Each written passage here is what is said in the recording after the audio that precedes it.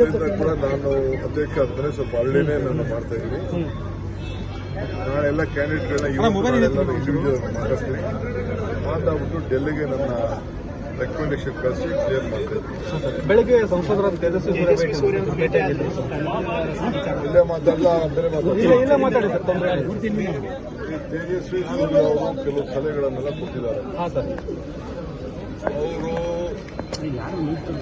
ಅವ್ರೇನು ಹೇಳ್ತಾ ಇದ್ದಾರೆ ಅಂದ್ರೆ, ಈ ಟನಲ್ ಅಲ್ಲಿ ಕಾರ್ ತಗೊಂಡ್ರು ಮಾತ್ರ ಉಪಯೋಗಿಸಿದ್ರೆ ಮೆಟ್ರೋನು ಬರಬೇಕು ಅಂತ ಹೇಳ್ತಾ ಇದ್ದಾರೆ.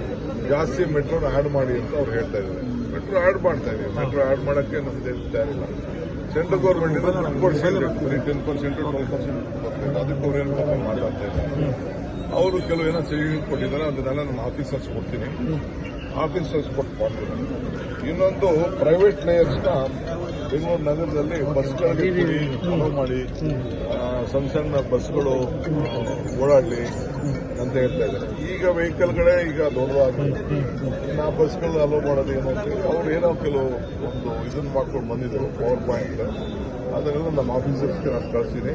ಆಮೇಲೆ BMLT ಅದನ್ನ ಇದನ್ನ ಮಾಡಬೇಕು, ಫೀಡರ್ ಬಸ್. ನಿಮ್ಮ ಕಾಲದಲ್ಲಿ ಯಾಕಪ್ಪ ಮಾಡಿಲ್ಲ ಅಂತೇಳಿ, ಇಲ್ಲ ಅದೇನು ಮಾಡೋಕ್ಕಾಗಲಿಲ್ಲ ಅಂತ. ಈಗ ಎಷ್ಟು ದುಡ್ಡು ಕೊಟ್ಟು ಕಳಿಸಿದ್ದಾರೆ, ಡೆಲ್ಲಿಯಿಂದ ಬಂದಿದೆ ದುಡ್ಡು ಅಂತ ಹೇಳಿದೆ. ಸೊ ಅದಕ್ಕೇನೋ ನನ್ನ ಜೊತೆ ನಾನು ಹೇಳಿದ್ದೀನಿ, ನಡಿ 4 ಜನ MP ಗಳು ಪ್ರೈಮ್ ಮಿನಿಸ್ಟರ್ ಭೇಟಿ ಮಾಡೋಣ, ನಾನು ಬರ್ತೀನಿ, ಒಂದಷ್ಟು ದುಡ್ಡು ಕೊಡಿಸಿ ಏನೇನು ಬೇಕೋ ಮಾಡೋಣ ಅಂತ ಮಾತಾಡಿದ್ದೀನಿ.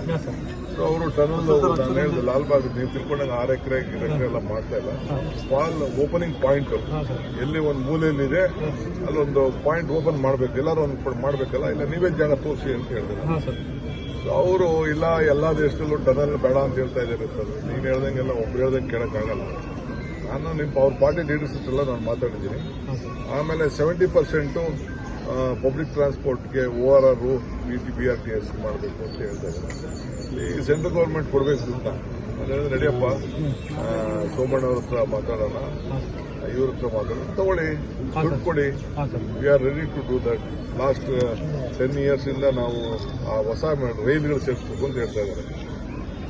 ಏನು ಇದೆಯಲ್ಲ ಸಬರ್ಬನ್ ರೈಲ್ನ ಜಾಸ್ತಿ ಮಾಡಬೇಕು ಅಂತ. ಇನ್ನು ಒಂದು ಮಾಡೋಕ್ಕಾಗಿಲ್ಲ. ಸೆಂಟ್ರಲ್ ಗೌರ್ಮೆಂಟ್ ದುಡ್ಡು ಕೊಟ್ಟಿರ್ತಾನೆ, ಎಲ್ಲ ನಮ್ಮ ಮೇಲೆ ಡಿಪೆಂಡ್ ಆದ್ರೆ ಏನು ನೀನು ಸಲಹೆ ಕೊಡಕ್ ಹೋಗ್ಬೇಡ, ದುಡ್ಡು ತಗೊಂಡ್ಬಪ್ಪ ಅಂತ. ಸರ್ ಅವ್ರದ್ದು ಡಬಲ್ ಸ್ಟ್ಯಾಂಡರ್ಡ್ ಇದೆ ಸರ್. ಅವರು ಒಂದ್ ಕಡೆ PIL ಜನ ಜಾಸ್ತಿ ಓಡಾಡ್ತಾರೆ, ಟನಲ್ ಮಾಡಿದ್ರೆ ಕಡಿಮೆ ಓಡಾಡ್ತಾರೆ. ಆಯ್ತಪ್ಪ, ಈಗ ಯಾರು ಈಗ ನೀವು ಬರೋದು, ನೀವು ಇಲ್ಲಿಗೆ ಬರ್ತಾ ಇದ್ದೀರಾ, ನಿಮ್ ಗಾಡಿ ತರೋದನ್ನ ನಿಲ್ಸಕ್ಕಾಗ್ತದ? ಎಲ್ಲಾರು ಸೋಷಿಯಲ್ ಆಬ್ಲಿಗೇಷನ್. ಗಂಡ ಹೆಂಡತಿ ಇಬ್ರು ಕಾರಲ್ಲಿ ಓಡಾಡಬೇಕು, ಮಕ್ಕಳನ್ನ ಕಾರಲ್ಲಿ ಓಡಬೇಕು, ಸ್ಕೂಲವ್ರ ಮಕ್ಕಳಿಗೆ ಕಾರಲ್ಲಿ ತರಿಸ್ಕೊಡ್ಬೇಕು. ಇದನ್ನ ನಾವು ಅವಾಯ್ಡ್ ಮಾಡೋಕ್ಕಾಗಲ್ಲ. ನೀವು ಗಾಡಿನೇ ತಗೋಬೇಡ, ಅವ್ರು ಅನೌನ್ಸ್ ಮಾಡಲಿ, ನನ್ನ ಕ್ಷೇತ್ರದ ಜನತೆ ಎಲ್ಲ ನೀವೆಲ್ಲ ಕಾರೆಲ್ಲ ಮನೇಲಿ ನಿಲ್ಲಿಸ್ಬಿಟ್ಟು ಎಲ್ಲ ನೀವೆಲ್ಲ ಮೆಟ್ರೋಲ್ ಓಡಾಡಿ, ಗೌರ್ಮೆಂಟ್ ಬಸ್ಸಲ್ಲಿ ಓಡಾಡಿ ಅಂತ ಅವ್ರು ಅಪೀಲ್ ಕೊಡ್ಲಿ. 4 ಜನ MP ಗಳಿದಾರಲ್ಲ, ಯಾರು ಮಾಡ್ತಾರೆ? ಎಣ್ಣೆ ಇದು ಕಾರಿಲ್ಲ ಅಂದ್ರೆ ಮನೆಗೆ ಎಣ್ಣೆ ಕೊಡಲ್ಲ. ಈ ಸೋಷಿಯಲ್ ಅಪ್ಲಿಕೇಶನ್ ಅವ್ರಿಗೆ ಇನ್ನಪ್ಪ ಅವ್ರಿಗೆ ಅರಿವಿಲ್ಲ. ಅದೆಲ್ಲ ಒಂದ್ ಕಡೆ PIL ಹಾಕಿದ್ದಾರೆ ಸರ್, ಒಂದ್ ಕಡೆ ನೀವು ಮನವಿ ಮಾಡ್ತಾ ಇದ್ದಾರೆ. ಡಬಲ್ ಸ್ಟ್ಯಾಂಡರ್ಡ್ ಏನಕ್ಕೆ ಅಂತ ಸರ್?